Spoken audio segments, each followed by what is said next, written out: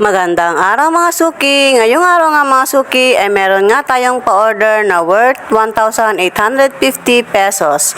At ang inclusion nga ng package na ito mga suki ay medium pansit bihon, medium maha blanca, 50 pieces na puto cheese, pero dahil maraming sumobra mga suki ay inilagay nga namin dito lahat.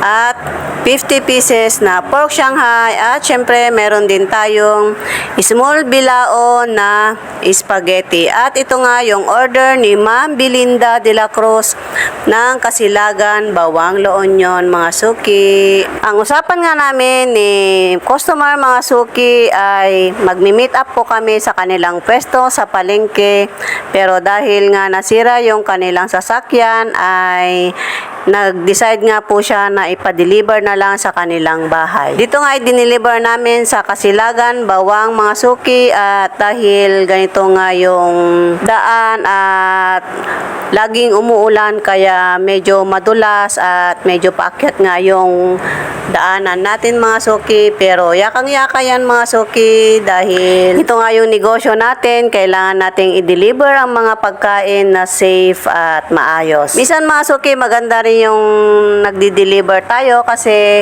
dito napapasyalan natin yung iba't ibang lugar na hindi pa natin napupuntahan. Buti na nga lang mga suki, napalitan na natin yung ating pang service o pang deliver. Dati kasi mga suki ay tricycle lang yung ating ginagamit at medyo napalitan na natin ng 3 wheels kaya hindi na tayo masyadong nahihirapan sa pagdi-deliver mga suki. Dati kasi mga suki, nung tricycle pa yung gamit namin ay sobrang hirap po, lalo na pag ganitong pataas o pabundok yung ating pagdi-deliveran ay nahihirapan yung ating tricycle na makaakyat sa mga ganitong lugar.